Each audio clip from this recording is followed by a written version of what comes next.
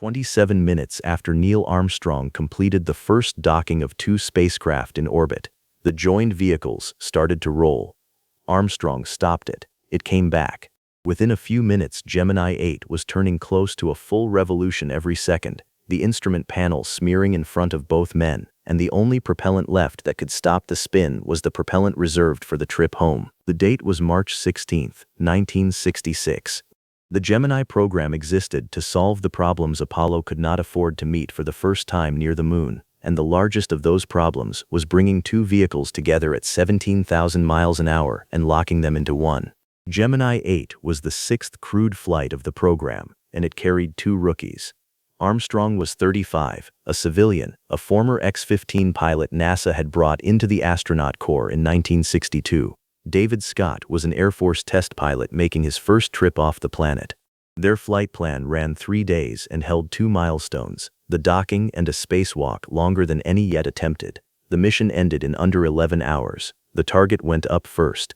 An Atlas rocket carried an unmanned Agena stage into orbit from Cape Kennedy that morning, a cylinder roughly the length of a school bus with a docking collar on its nose and its own engine in the tail. About an hour and a half later, Armstrong and Scott lifted off on a Titan II and started chasing it. Rendezvous in 1966 was not a matter of pointing at the target and accelerating. Orbital mechanics punish that instinct. Thrust forward and you climb into a higher, slower orbit and fall behind. Catching something in space means a sequence of burns calculated to raise, lower, and phase your orbit until the geometry closes on its own. Armstrong and Scott flew that sequence over roughly 6 hours, working from onboard charts, radar, and ground updates, until the Agena stopped being a bright dot and became an object with edges. They pulled into formation and held station while both men looked it over. The Agena floated a few dozen feet away, stable, its docking cone open. Everything the Apollo program needed to know about joining two vehicles in orbit was waiting on the other side of that gap. Before Armstrong moved in, controllers passed up a caution about the target vehicle's attitude control system. If the Agena started misbehaving after docking, the crew should shut it down and take control themselves. Nobody on that loop had forgotten what had happened 5 months earlier, when the Agena meant for Gemini 6 broke apart during launch and never reached orbit. Armstrong closed at a walking pace, then slower. The latches caught. The two spacecraft became one, and for the first time in history a crew had flown one vehicle into another and made it stick. Armstrong called it down to the ground with the flat satisfaction of a man reporting a completed checklist item. Flight, we are docked. In Houston, the room reacted the way rooms do when a thing everyone has argued about for years finally works. The celebration lasted about half an hour. Scott saw it first. He was watching the instruments when the roll indicator started drifting, and the combined stack was turning in a way nobody had commanded. Armstrong fired the Gemini's maneuvering thrusters and stopped it. That should have been the end of the story. The obvious suspect was the Agena, which had been flagged before launch and which had its own attitude control system firing its own thrusters. Scott sent the command to shut the Agena's system off. The roll stopped again, and then it came back. They were now in the worst possible position for diagnosis. The two spacecraft were locked together, both had thrusters, both had control systems, and the crew had no way to see either vehicle's jets firing. What they could see was the fuel gauge for their own maneuvering system, and it was going down faster than it should have. That reading was the answer. In the time available, with the roll rate building and the stack swinging, neither man put it together.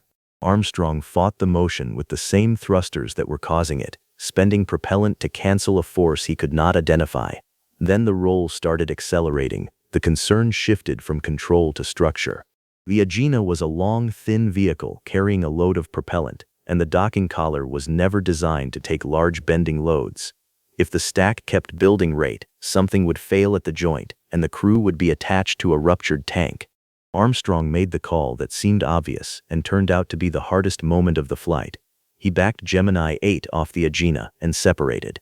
The spin got worse immediately. Physics did exactly what physics does. The combined stack had been long and heavy, which meant the stuck thruster had a large mass to turn, and turned it slowly. Alone, the Gemini capsule was compact and light, and the same continuous thrust spun it far faster.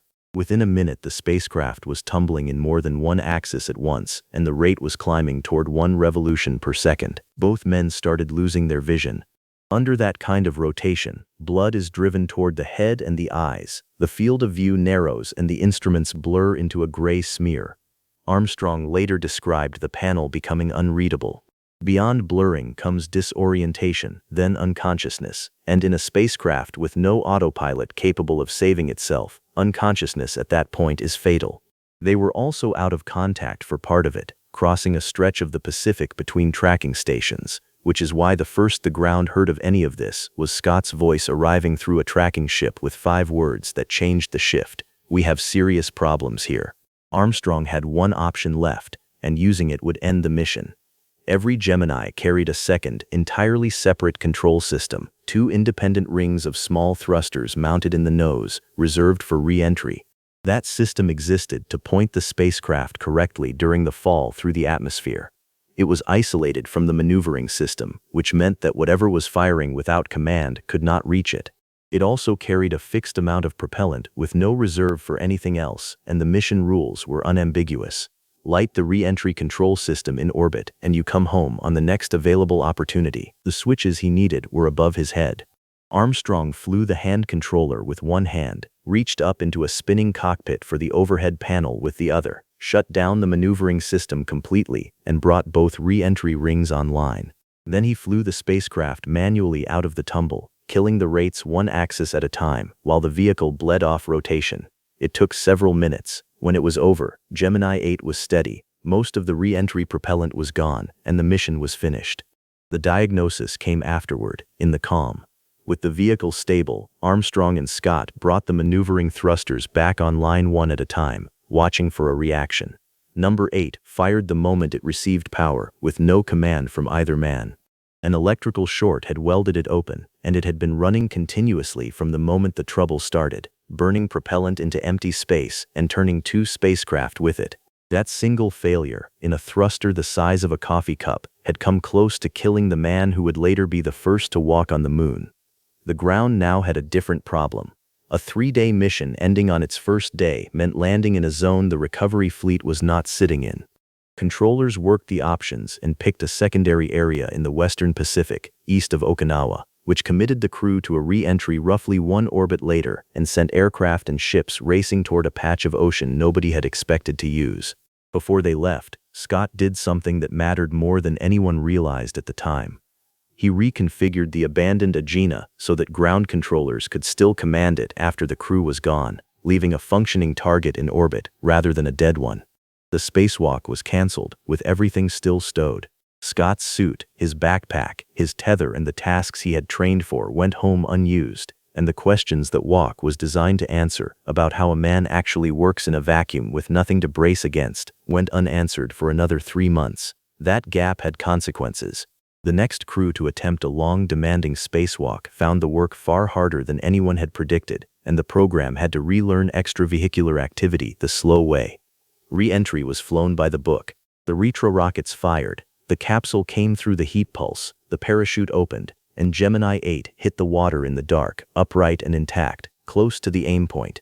Then came the part nobody films. The capsule sat in a heavy swell for hours with 2 exhausted men inside, and both of them got violently seasick. Pararescue jumpers dropped from an aircraft, swam to the spacecraft and clamped a flotation collar around it. A destroyer arrived roughly 3 hours later and lifted them out. Armstrong had been awake and working for most of a day, had flown the first docking in history, had nearly spun himself unconscious, and finished the mission throwing up in a bobbing capsule in the middle of the Pacific. The investigation traced the short circuit and NASA changed the hardware. Later Gemini spacecraft were modified so a crew could cut electrical power to individual thrusters instead of shutting down the whole maneuvering system, which meant the same failure would no longer force a choice between control and mission. The re-entry system stayed isolated, and the mission rule requiring an immediate return after using it stayed exactly as written because it had just proved its worth. Not everyone inside the program agreed with how the flight had been handled. Some argued afterward that undocking had been the wrong move, since separating from the Agena was what allowed the spin to accelerate, and that a crew that stayed attached might have had more time to isolate the fault. The counter-argument was the one Armstrong made at the time.